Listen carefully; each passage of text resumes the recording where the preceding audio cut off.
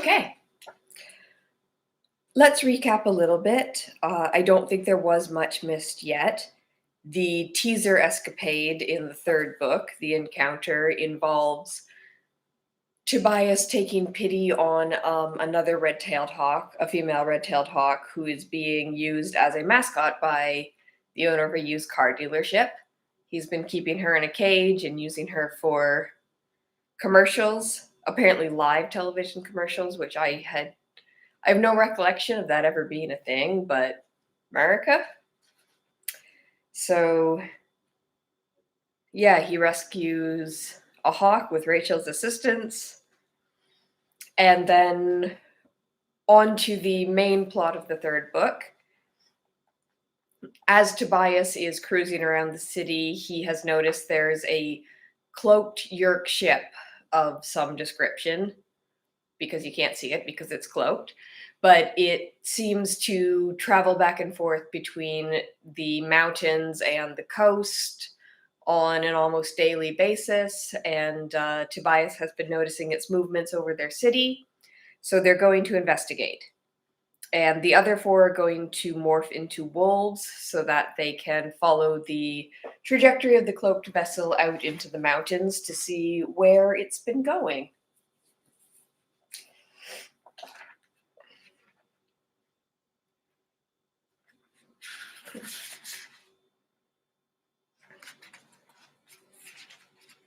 So the other four have just morphed into wolves.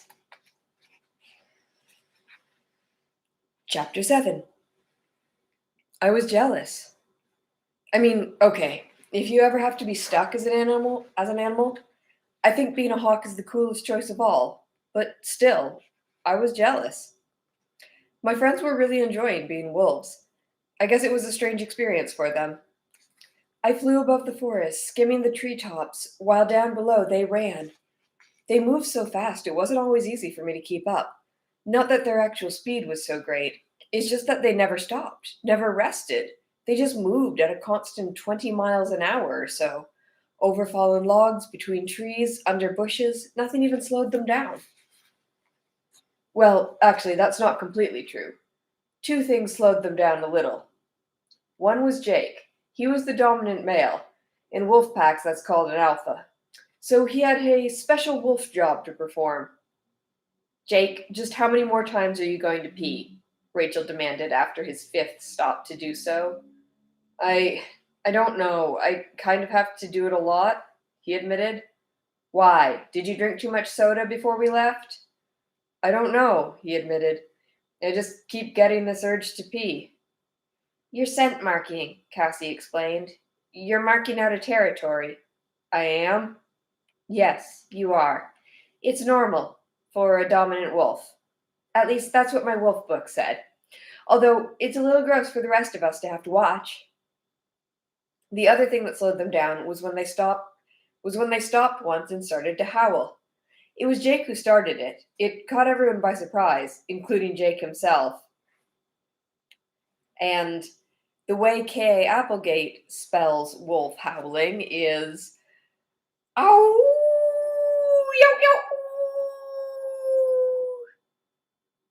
What the, Marco started to say, but then he was doing it too. Yo, yo, ow. Cassie and Rachel weren't far behind. Oh, yo, oh! I heard the yowling, of course, so I took a quick turn around a tree and headed back to them. What are you people doing? I demanded. We're in a hurry here. You guys can only stay in morph for 2 hours. Why are you wasting time howling? I don't know, Jake admitted sheepishly. I just suddenly felt like it would be a good idea. Once he started, I kind of felt like I should join in, Rachel said. I think it's a way to warn all the other wolves that we're here, so we don't run into any other packs and get in fights, Cassie suggested, which sounded perfectly reasonable, until you saw that Cassie had her head tilted back and her snout pointed at the sky and was yodeling like an idiot.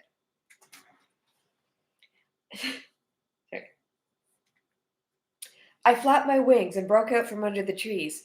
The city and the suburbs were far behind me now. We had traveled pretty far in an hour's time. It was about the same time of day as my second sighting of the invisible ship, the time when it had been heading toward the mountains. I swooped back down into the trees. You guys keep moving. I'm going up top to look around. Be careful, Rachel said. I banked left around a tree, then flapped my way back up into the sun. I climbed hard and fast, using a lot of energy. The exercise helped distract me. It's hard feeling sorry for yourself when you're working out big time. After a while, I was able to catch a nice thermal and get some easy altitude. I could still see the little wolf pack, moving like it had a single mind, flowing around the trees, swift and sure. I tried to imagine what it must be like to be a wolf, the amazing sense of smell, the incredible hearing, all that confident power, those ripping teeth, the cool intelligence. Maybe later I would ask Jake or Rachel about it. Then you could ask them what it was like to be human. Maybe they can tell you about that too, I thought bitterly. Stop it, Tobias, I ordered myself. Stop it. I guess I felt that if I ever started to really feel sorry for myself, I might never stop. I kept a sharp eye out on the sky above, but it was probably still too early for the ship to come. If it even came. There was no reason to think it kept some kind of schedule. Then, down below, I saw something that caught my attention. There was a convoy of trucks and jeeps moving along a narrow, snaking dirt road. Maybe 5 vehicles. They had the markings of the Park Service, but they seemed to be in a big hurry. They drove to a lake that I had just glimpsed up ahead. By the shore of the lake, they pulled off the road. Then, to my surprise, several dozen uniformed men jumped from the trucks and began to fan out through the woods. They were carrying guns, but not rifles or even pistols. I could see them clearly. They were carrying automatic weapons. Suddenly, movement in the sky. To my left, I spotted a pair of helicopters. They zipped just inches above the trees. They began to circle the lake. These also had Park Service markings. This is all wrong, I told myself. These guys don't act or move like park rangers. These guys move like an army. As I watched, half a dozen of the armed men surrounded a small patch of bright yellow. It was a tent. 2 people, they looked like college types, were cooking over a little fire outside the tent. I could see the expressions of total amazement and fear when they suddenly realized they were surrounded by 6 men with automatic weapons. The 2 campers were marched back to the nearest truck and driven away at high speed. I don't know what story the 2 campers were told. Maybe the park rangers told them that there was a dangerous fugitive on the loose. Or maybe they said there was a forest fire. I don't know. I just know those 2 campers were out of there before they knew what had hit them. The 2 choppers circled the lake.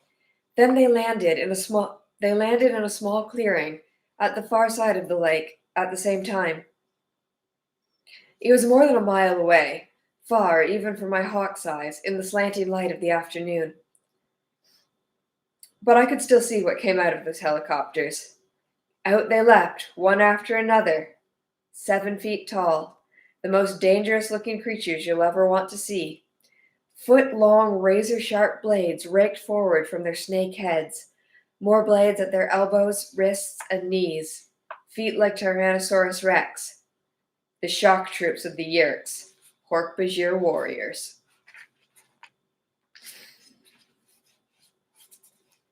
Chapter 8.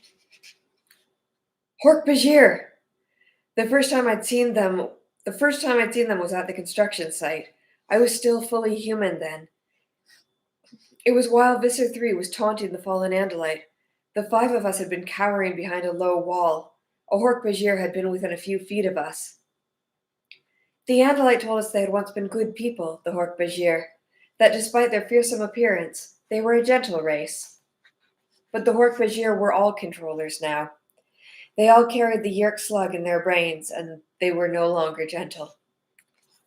I made a sharp turn back. I had to warn the others. I passed over a group of the park rangers and swooped low enough to read one man's watch. My friends had been in Morph for more than an hour. Great. Low on time and the Hork-Bajir are here. I soon spotted the wolf pack.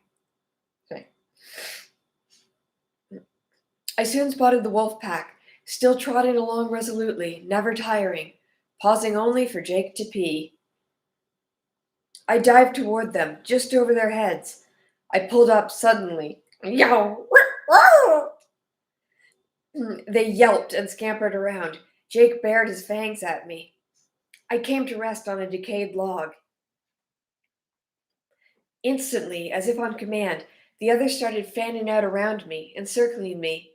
The 5 of them were acting like a wolf pack surrounding prey. In their own way, they kind of reminded me of Hork-Bajir. Hey, it's just me. Relax, I said. No answer. Jake snarled a brief command at the others. Wait a minute. 5? 5 wolves? Jake, who wasn't really Jake, leapt at me. Whoa! Wolves don't usually hurt humans, but they will definitely eat a bird when they're hungry enough. And one thing you don't ever want to see is a hungry wolf, yellowed fangs bared, gold brown eyes glaring, fur bristling, coming right at you. I flapped my wings hard. The big male wolf went shooting past, barely, but the rest were all around me. I flapped again and got airborne, but just a few inches. I was skimming wildly over the pine needle carpet, flapping for all I was worth, with 5 determined wolves hot on my tail.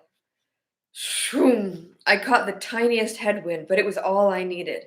I was up and out of there, while the wolves yowled and snapped their powerful jaws in frustration below me. 10 minutes later, I found a second wolf pack. This time I counted. 4. 4 wolves. Still, I was cautious. Is that you guys? Who else would it be? Marco asked. Don't ask, I said. Look, we have trouble. I flapped down to a low branch and rested my wings. I was still a little shaken up from my close call with the wrong wolves. There's a lake just a little way ahead. It's crawling with park rangers who aren't really park rangers. Yeah, I thought I smelled water and humans, Cassie said. How do you know they aren't real park rangers? Jack asked. Because real park rangers don't carry machine guns, I said. Plus, they don't usually hang around with Hork-Bajir. Hork-Bajir? Cassie asked shakily. You're sure? Oh yeah, I said. It's kind of hard to confuse them with anything else. The park rangers are clearing out the area around the lake. They hustled some campers out of there real fast, at gunpoint. Hork-Bajir, Marco said with distaste. You really don't like those guys. Rachel asked, This lake, it's in the same direction your big invisible ship was moving? It's in a perfectly straight line, I said. Whatever that ship was, I'd bet anything it was heading for that lake. And judging by the way you say these park ranger controllers and Hork-Bajir are acting, it's on its way again, Marco said thoughtfully.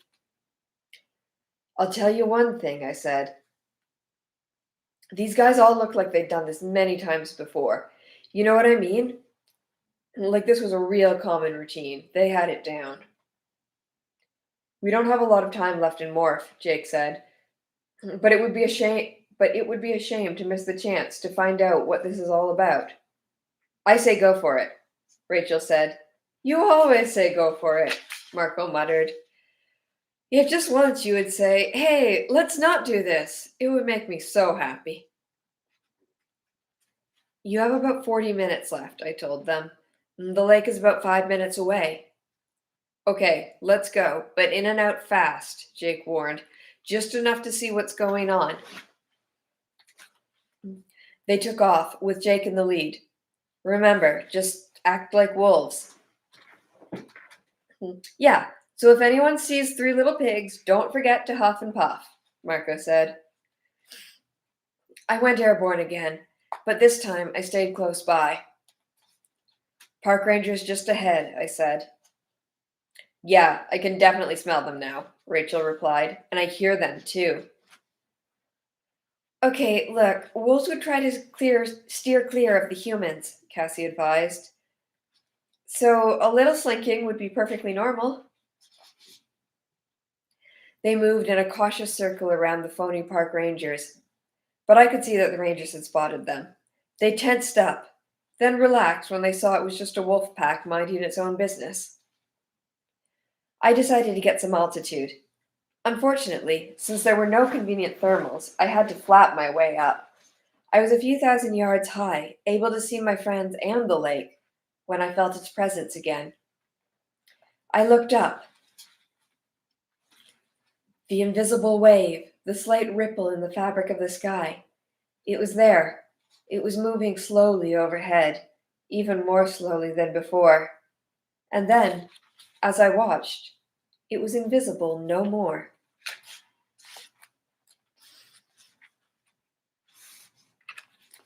Chapter 9. Don't act suspicious or freak, I called down to the others. But look up. Oh my god, Rachel gasped. It's huge, Cassie cried. It was huge, but the word huge doesn't really begin to describe it. Have you ever seen a picture of an oil tanker or maybe an aircraft carrier? That's what I mean by huge. Compared to this thing, the biggest jumbo jet ever built was a toy. It was shaped like a manta ray. There was a bulging fat portion in the middle with swooped curvy wings, one on either side. On top of the wings were huge scoops, like the air intakes on a fighter jet, but much bigger.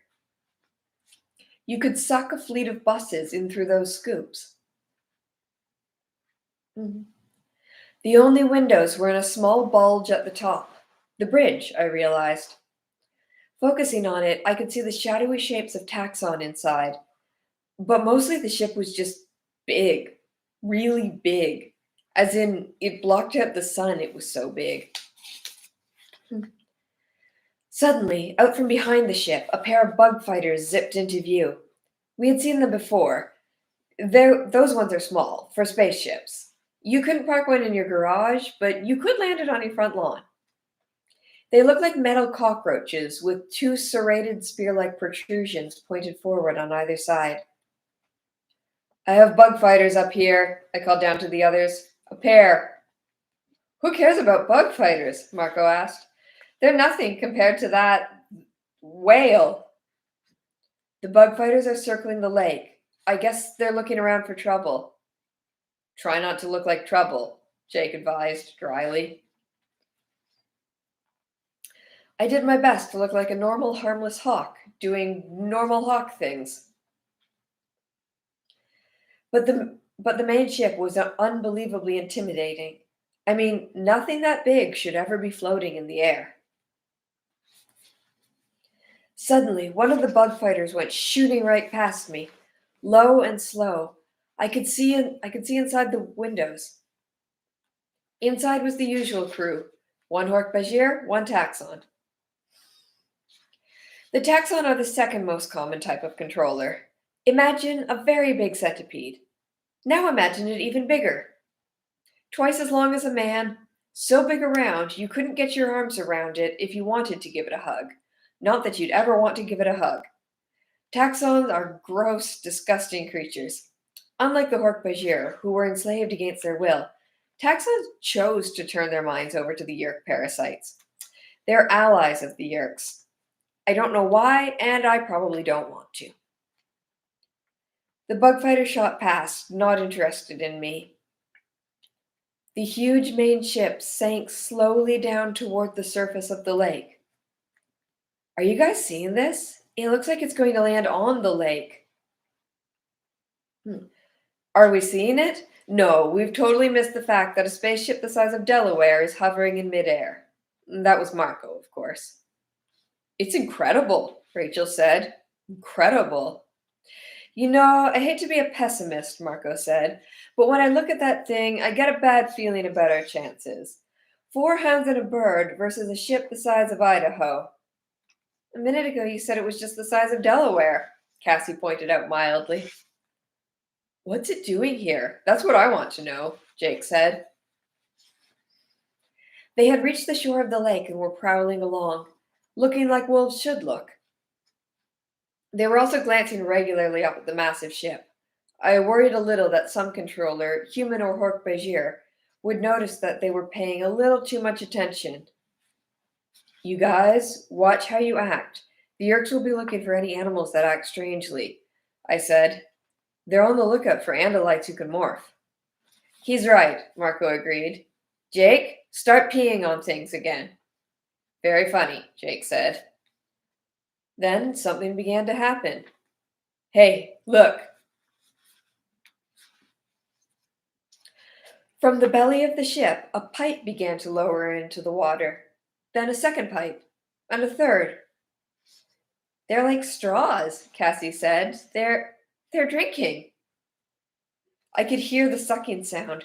Thousands, maybe millions of gallons of water being sucked up into the ship.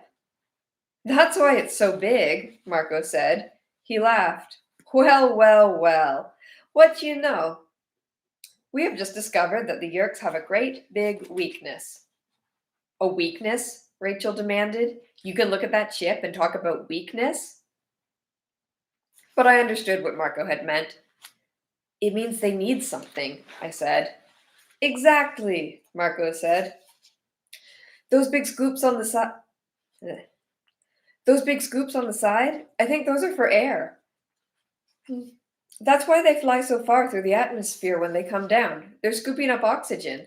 And now they're sucking up water. It's a truck, Cassie cried. That whole huge ship is really just a truck. Yeah, I said.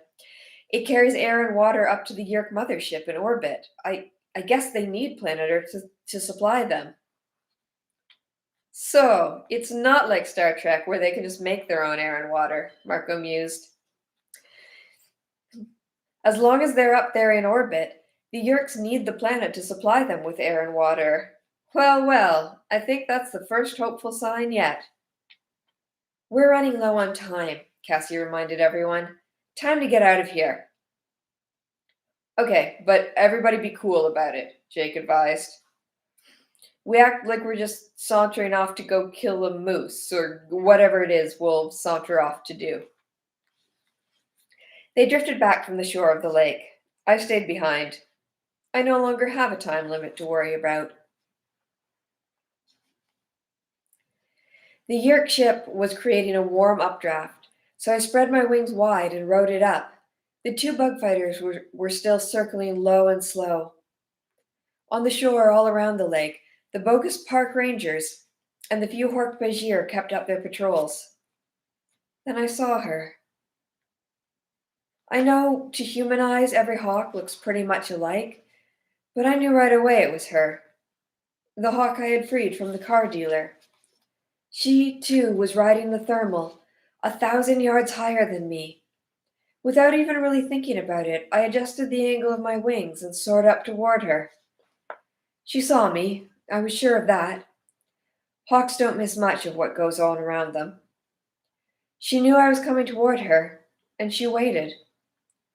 It wasn't like we were friends. Hawks don't know what friend means. And she certainly did not feel any gratitude toward me for saving her from captivity. Hawks don't have that sort of emotion either. In fact, in her mind, there may have been no connection between me and her freedom. In fact, in her mind, there may have been no connection between me and her freedom. Still, I soared up to her. I don't know why. I really don't. All we shared was the same outer body.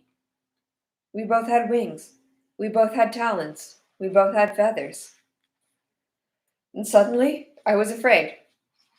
I was afraid of her, and it was insane because there I was, floating above an alien spaceship so big it could have been turned into a shopping mall, but it was the hawk that frightened me. Or maybe not the hawk herself. Maybe it was the feeling I had, rising up to meet her in the sky. The feeling of recognition, the feeling of going home, the feeling that I belonged with her. It hit me in a wave of disgust and horror. No, no, I was Tobias, a human being, not a bird. I banked sharply away from her. I was human. I was a boy named Tobias, a boy with blonde hair that was always a mess, a boy with human friends, human interests. But part of me kept saying, it's a lie. It's a lie. You are the hawk. The hawk is you, and Tobias is dead. I plummeted toward the ground. I folded my wings back and welcomed the sheer speed. Faster, faster. Then, with eyes that Tobias never had, I saw the wolf pack below, and I saw the danger before them. Pardon me.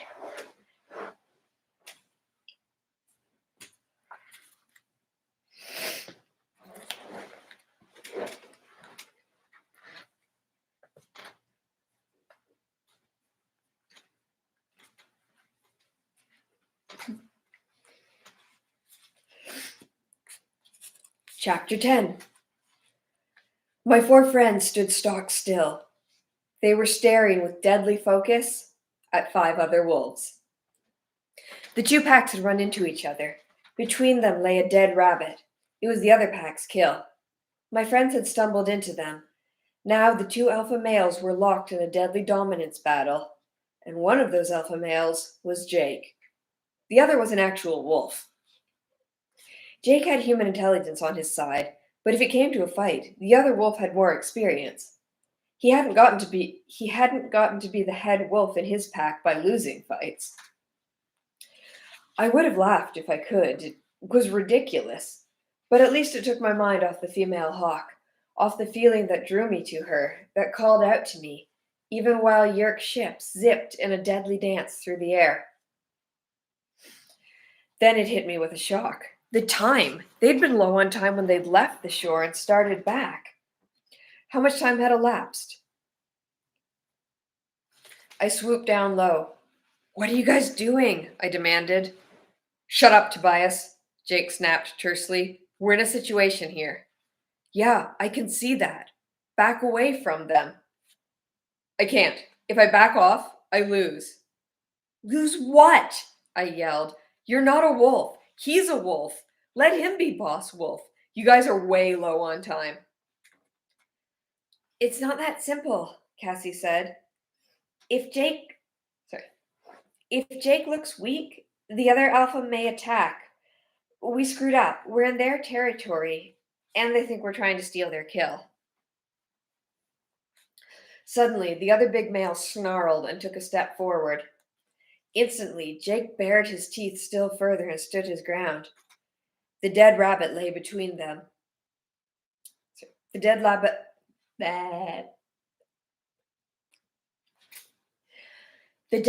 lay between them, only a few feet from the vicious teeth on either side. This fight's over the rabbit, right? I said. No answer. Everyone was so tense they were quivering. At any second, this would explode into all-out gang warfare of the wolf variety. I knew what I should do, but it went against every instinct in the hawk's brain. And Tobias the human wasn't exactly thrilled about it either. I flapped up to gain a little height. I would need the speed. Then I locked my eyes on that rabbit and prayed that I was as fast as I thought I was. Oh man! Down I shot. My talons came forward. I screamed. Zoom! A wolf on each side, a dead rabbit. Thwack! My talons hit the dead animal and snatched at the fur. I flapped once, twice. The rabbit came off the ground. The big wolf lunged. I could feel his teeth rake my tail. I flapped for all I was worth, scooting along the ground. Scooting along the ground, half carrying, half dragging the dead rabbit, with the wolf racing just inches behind me.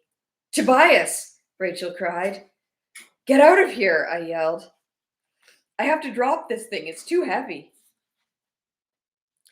Fortunately, when he isn't being an idiot wolf, Jake is quick and decisive. Let's go while we can. I dropped the rabbit just as the wolf caught up to me. Snap! Jaws that can kill a moose scissored the air a tenth of an inch from me. I'm telling you, he was close enough for me to count his molars. I felt the tiniest bit of a breeze. It was enough. I opened my wings and let the breeze lift me up and away. Oh, that was really not fun, I said. Are you okay? I think I lost some tail feathers, I said. Tail feathers grow back. I caught up with the others. They were moving as fast as wolves can move. Time was running short. I didn't know exactly how much time. It was one of the continuing problems of morphing. Even if you could wear a watch, you wouldn't want to. A wolf or a hawk with a watch looks slightly suspicious. I'll see if I can get a time reading, I said. I was tired. Very tired. After the long flight here, and not one but two close calls involving wolves, the hawk and me just wanted to find a nice branch with a view of an open field and take a rest. But I knew I couldn't. I gained a little altitude. Not too much. I gained a little altitude. Not too much. Just enough to spot one of the Park Service trucks. The controllers were off somewhere, but there was a clock on the dashboard. I stared at the number in disbelief. It had to be wrong. It had to be.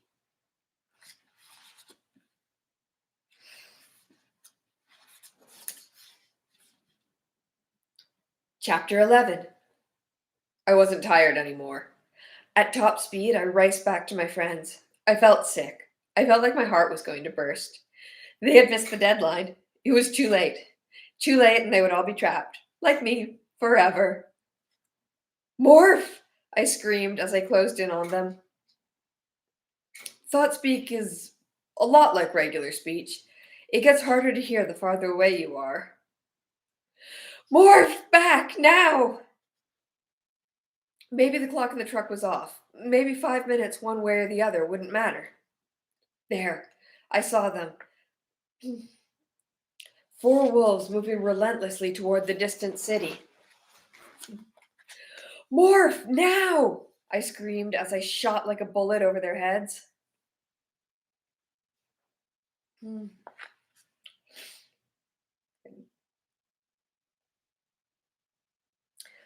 I screamed as I shot like a bullet over their heads. How much time do we have? Marco demanded. None! That got them going. I landed, exhausted, on a branch. Cassie was the first to begin the change. Her fur grew short. Her snout flattened into a nose. Long human legs swelled and burst from the thin dog legs. Her tail sucked back in and disappeared. She was already more than half human by the time the first changes began to appear on the others. Come on, hurry, I urged them. What time is it? Jake demanded. You have about 2 minutes, I said. It was a lie. According to the clock, they were already 7 minutes too late. Too late. And yet, Cassie was continuing to emerge from her wolf body. Skin was replacing fur. Her leotard covered her legs. But the others were not so lucky. Ah! I heard Rachel cry in my mind. Her morph was going all wrong. Her human hands had appeared at the end of her wolf legs, but now nothing else seemed to be changing. I looked, horrified, at Marco. His normal head emerged with startling suddenness from his wolf body, but the rest of him had not changed. He looked down at himself and cried out in terror. Hello? Yep. It was an awful sound, half human, half wolf. This was worse than I had feared. I figured they could be trapped as wolves, like I had been trapped as a hawk, but they were emerging as half-human freaks of nature. They were living nightmares. Cassie ran from one to the next. Come on, Jake, concentrate. Focus. Rachel, bear down, girl. Picture yourself human. See yourself like you're looking in the mirror. Fight the fear, Marco. I saw Marco roll his human eyes up and stare at me. His gaze locked on me. It was like he hated me, or feared me. Maybe both. I didn't move. I didn't move, though. If Marco needed me to concentrate, that was fine. But it sent a shiver of disgust through me. I suddenly saw myself as they all must see me, as something frightening. A freak, an accident, a sickening, pitiable creature. Slowly, slowly, Marco began to emerge. Slowly, so slowly, the human body appeared. Rachel, too, and Jake. They were winning their battle. That's it, Jake, Cassie urged. She held one of his hands tight between both of hers. Come back to me, Jake. Come all the way back. I watched Rachel. She still had a small, shrinking tail. Her mouth still protruded.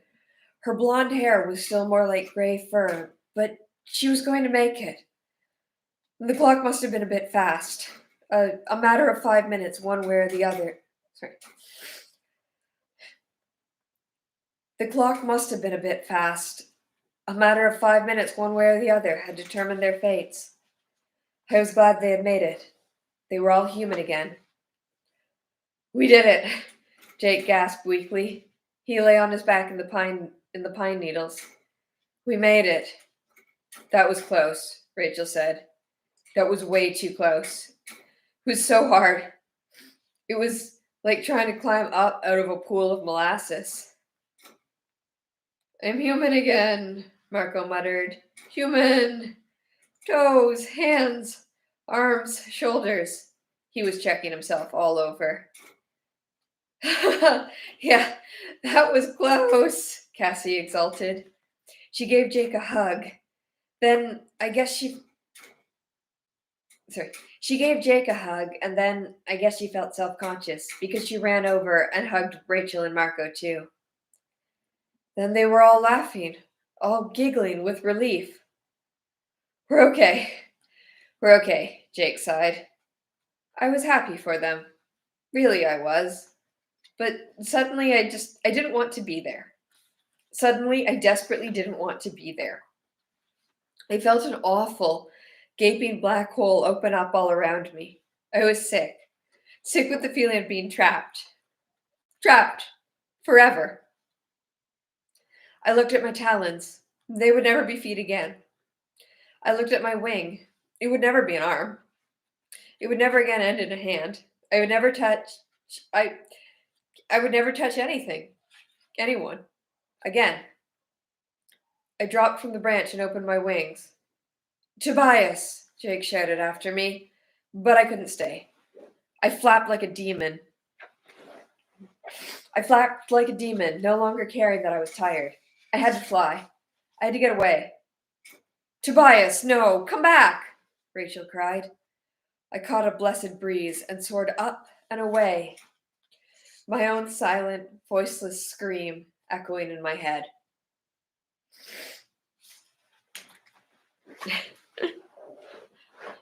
Yeah, I think there's quite a bit of body horror in the Animorphs books.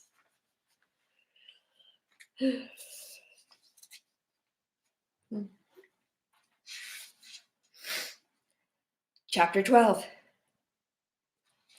It was late when I returned to what was now home. After I was first trapped in my hawk body, Jake had removed an outside panel that led into the attic of his house. I flew in through the opening. It was a typical attic. There were some dusty old cardboard boxes full of Jake and Tom's old baby clothes. There were open boxes of Christmas lights and decorations. There was a chest of drawers with a top that had been scarred by something or other. Jake had opened one of the drawers in the chest and packed it with an old blanket. It was nice of him. Jake had always been a decent guy.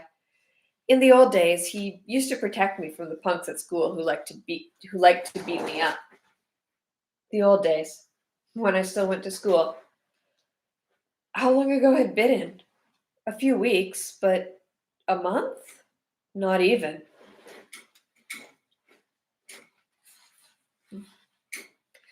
There was a Rubbermaid dish in a corner where no one was likely to see it. I was hungry. I clutched the dish I clutched the dish with my left talon and pried the lid off with my hooked beak. Meat and potatoes and green beans. The meat was hamburger. I don't know how he arranged to get the food. His mom probably thought he was sneaking scraps to his dog, Homer. I hadn't told him yet, but I couldn't eat the vegetables or the potatoes. My system couldn't deal with much except the meat. The hawk, was a predator. In the wild, hawks live on rat and squirrel and rabbit. I ate some of the hamburger. It was cold. Sorry. I ate some of the hamburger. It was cold. It was dead. It made me feel bad to be eating it, but it filled me up. But it made me feel bad because it wasn't dead meat that I wanted. I wanted live meat. I wanted living, breathing, scurrying prey. I wanted to swoop down on it and grab it with my razor talons and tear into it. That's what I wanted. What the hawk wanted. And when it came to food, it was hard to deny the hawk brain in my head.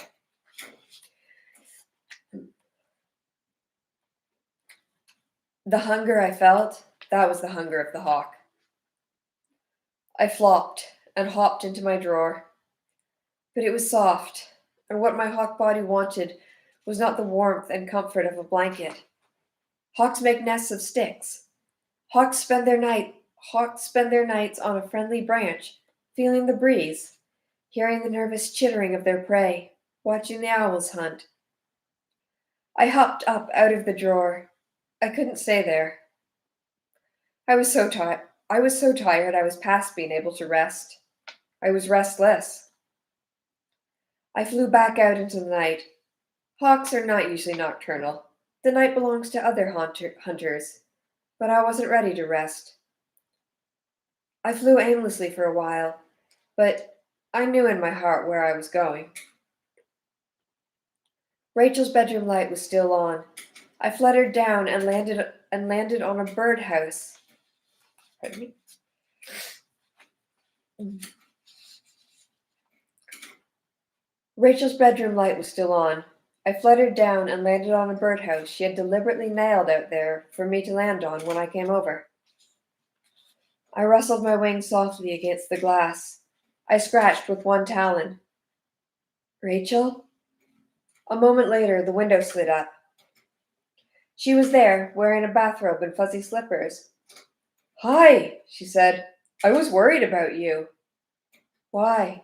I asked, but I knew the answer. We weren't very sensitive this afternoon, she said. She spoke in a whisper. We couldn't let her mother or one of her little sisters overhear her having a one-sided conversation with no one. Don't be silly, I said. You guys barely escaped being, Come inside. I have my bedroom door locked. I hopped in through the window and fluttered over to her dresser. Suddenly, I realized something was behind me. I turned my head around. It was a mirror. I was looking at myself. I had a reddish tail of long, straight feathers. The rest of my back was mottled dark brown. I had big shoulders that looked kind of hunched, like I was a football lineman ready for the snap. My head was streamlined. My brown eyes were fierce as I stared over the deadly weapon of my beak. I turned my head forward, looking away from my reflection. I don't know what's happening to me, Rachel. What do you mean, Tobias? I wish I could have smiled. She looked so worried. I wish I could have just smiled, just a little, just to make her feel better. Rachel, I think I'm losing myself. What? What? How do you mean? She asked. She bit her lip and tried not to let me see, but, of course, Hawkeye's miss nothing. Today, the hawk we freed? She was there, at the lake. I wanted to go with her. I felt like I belonged with her. You belong with us, Rachel said firmly. You are a human being, Tobias. How can you be so sure? I asked her. Because what counts is what's in your head and in your heart, she said with a sudden passion. A person isn't his body. A person isn't what's on the outside. Rachel? I don't even remember what I looked like. I could see that she wanted to cry. But Rachel's a person with strength that runs all the way through her. Maybe that's why I came to see her. I needed someone to be sure. I wanted someone to let me borrow a little of their strength. She went over to her nightstand and opened the drawer. She rummaged for a minute, then came back to me. She was holding a small photograph. She turned it so I could see. It was me, the me I used to be. I didn't know you had a picture of me, I said. She nodded. It's not a great picture. In real life, you look better. In real life, I echoed. Tobias, someday the Andalites will return. If they don't, we're all lost. All the human race. If they do come back, I know they'll have some way to return you to your own body. I wish I was sure, I said. I am sure, she said. She put every ounce of faith into those 3 words.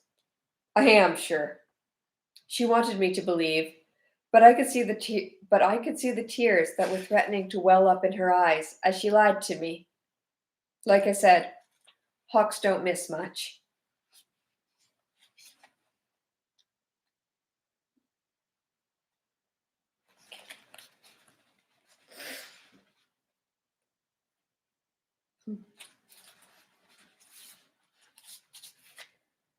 Chapter 13. Talking to Rachel helped. A little, anyway. I spent the night in my little drawer in Jake's attic. I spent the next day flying around, waiting for my friends to get out of school. In some ways, I realized my situation wasn't all bad. For one thing, I had no homework. For another, I could fly.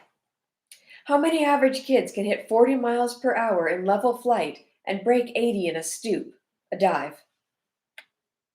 I went to the beach and rode the thermals there. It was best where the cliffs pressed right up against the blue ocean. I saw some prey, some mice and voles in the grass along the top of the cliff, but I ignored them. I was Tobias. I was human.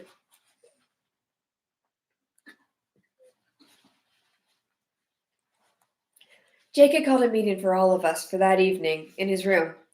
Tom, Jake's brother, would be away at a meeting of the sharing. The sharing is a front for the Yerks. They pretend it's just some kind of Boy Scouts or whatever, but its real purpose is to recruit voluntary hosts for the Yerks. I've gotten into the habit of checking people's watches from up in the air. Also, you know how banks sometimes have a big sign showing the time and temperature? Those are helpful too. It's strange, the things you miss when you lose your human body.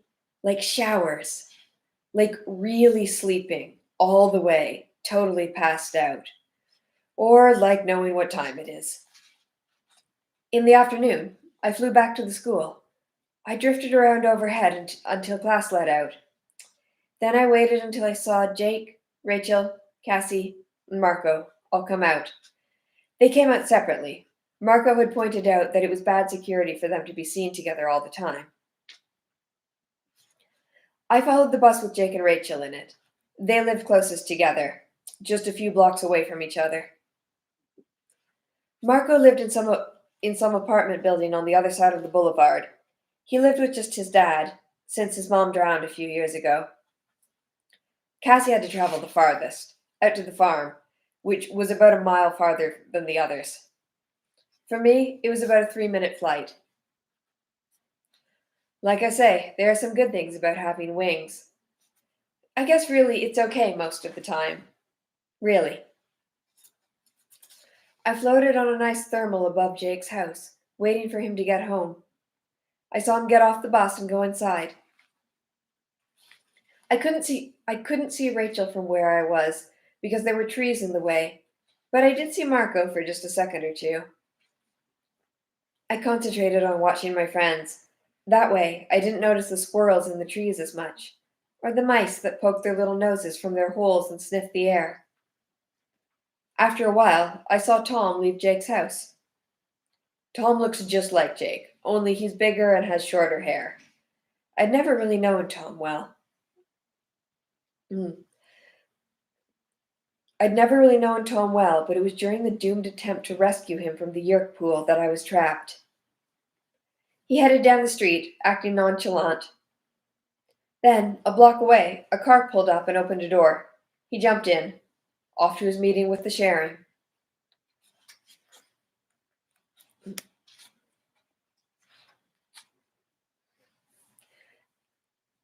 After a while, I saw the others start to head for Jake's house.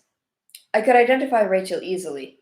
She was practicing for her gymnastics as she walked.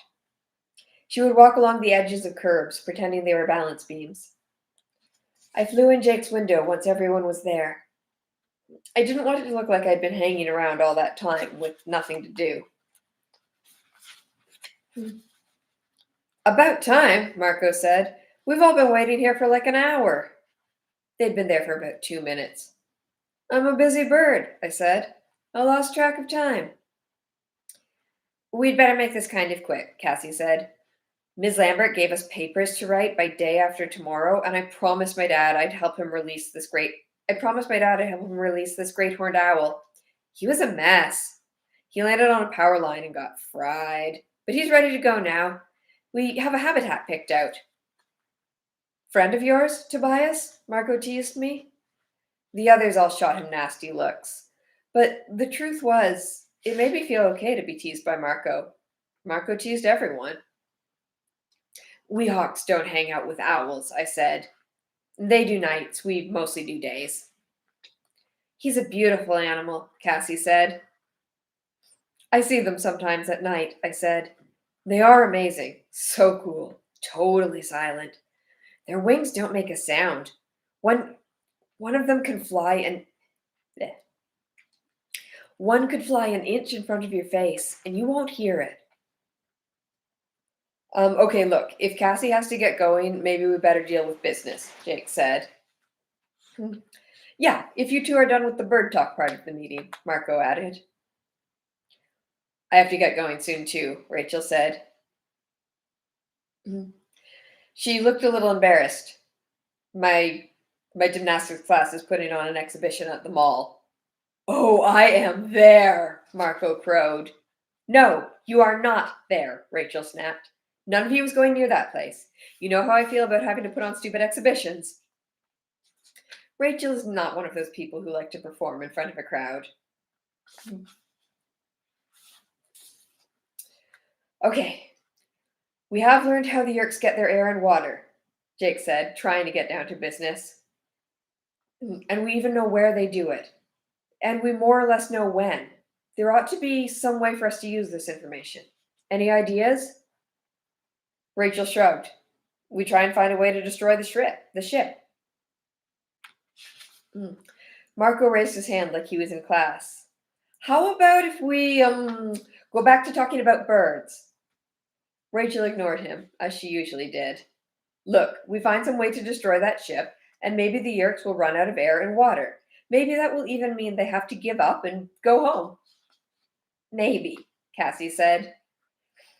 Or they may have a dozen more of those ships in different places all over the earth. We don't know how many ships they have.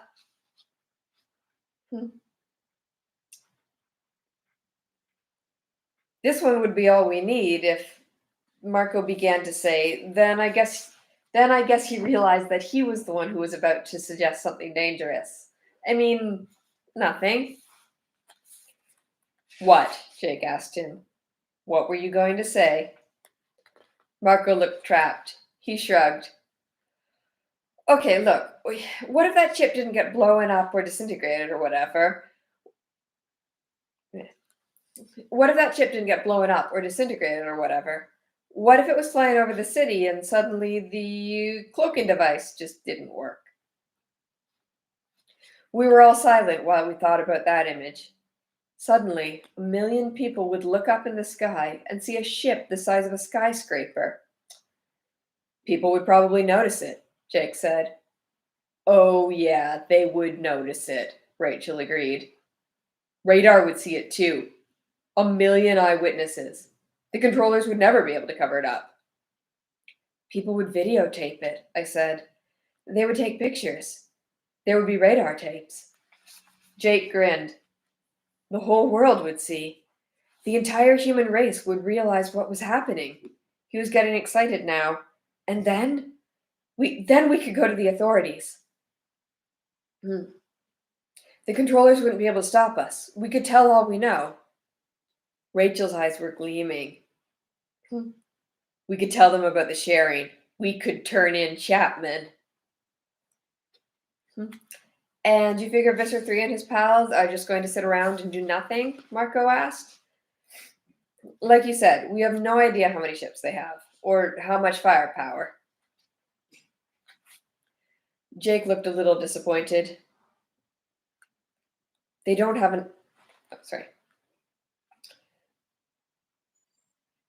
enough power to attack Earth openly, I said. And how do you know that? Marco asked. Because they are still going to a lot of trouble to keep themselves a big secret. You don't hide if you're tough enough to come out and kick butt in a fair fight. I expected Marco to have some smart comeback, but he just nodded and said, Yeah, you're right. This could be our big chance, Rachel said. Uncloak that ship so the whole world can see. I hate to ask this, Marco said with a groan, but how do you think you're going to do that? It was Jake who answered. We'll have to get inside that ship. He winked at Marco. Want to know how? Marco shook his head. No, not really. Through the pipes, as fish. Marco sighed.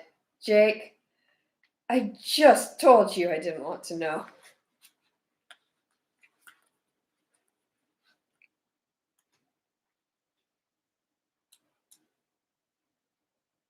Yeah, I think I had better stop there and return for the next phase of the plan next week.